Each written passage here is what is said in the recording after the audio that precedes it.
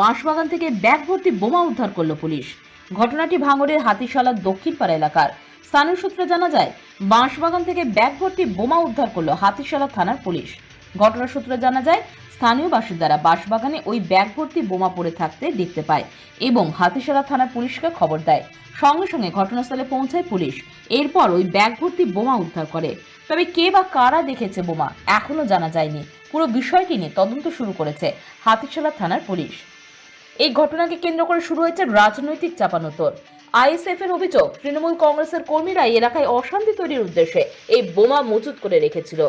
অপরদিকে তৃণমূলের পাল্টা দাবি, এলাকায় অশান্তি তৈরির উদ্দেশ্যে এই বোমা মজুত করে রেখেছিল আইএসএফ। তবে কে বা কারা বোমাগুলি রেখেছে তা তদন্ত শুরু করেছে হাতিশালা থানার পুলিশ। বোমা উদ্ধার মানে এখানে দেখো, গত পঞ্চায়েতে এখানেও উদ্ধার হয়েছিল, এবারেও উদ্ধার হয়েছে। গত পঞ্চায়েতে যে মহিলা দেখতে পেয়েছে, এবারেও সে মহিলা দেখতে পেয়েছে। আবার ওই মহিলার ছেলে হচ্ছে এখানকার প্রভাবশালী তৃণমূলের। কারা রেখেছে বলে মনে করছেন? যে দেখতে পেয়েছে তাকেই প্রশ্ন করা হোক। আমরা চাই এখানে এনআইএ তদন্ত হোক, তাদেরকে যারা এই কাজ করেছে তাদের শাস্তি হোক। আমাদের যদি কেউ করে থাকে তাদেরও শাস্তি হোক। কতগুলো বোমা রাখা ছিল? আমি এখনো দেখিনি, তবে আনুমানিক সবার ক্ষেত্রে খবর পেয়েছি, মোটামুটি সবাই বলছে 8-10খানা মনে হচ্ছে এরকম হবে। কোথায় এটা?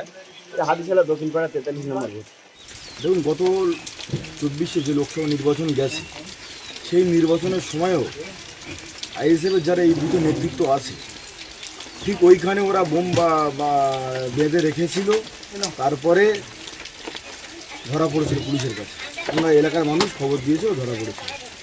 আবার ঠিক বিধানসভা নির্বাচন সম্মুখে, সেই নির্বাচনের সামনে আবার এলাকা উত্তপ্ত করার জন্য ওরা আবার ওইখানে বোম বাঁধা থেকে শুরু করে আবার এলাকার মানুষ যারা চোখে পড়েছে তারা খবর দিয়েছে পুলিশকে। আমরা পুলিশ আসার পরে আমরাও খবর পেলাম।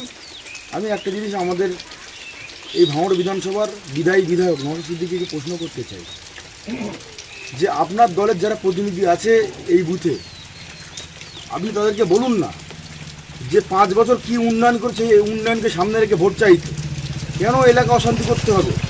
এই বুথের সদস্য আমাদের মনিরুল সাপুই এই এলাকায় যেভাবে উন্নয়ন করেছেন, আপনারা উন্নয়ন নিয়ে বাড়ি বাড়ি পৌঁছান, ভোট চান না। তাহলে যে দল উন্নয়ন করেছে সেই দল ভোটে জিতুক। আপনারা কেন এলাকা অশান্তি করার চেষ্টা করছেন? আমি ভাঙড়ের বিধায়ক নওশাদ সিদ্দিকীকে বলবো যে আপনি প্লিজ আমাদের ভাঙড়কে আর অশান্তি করার চেষ্টা করবেন না। আমরা শান্ত ভাঙড় চাই, নতুন ভাঙড় চাই।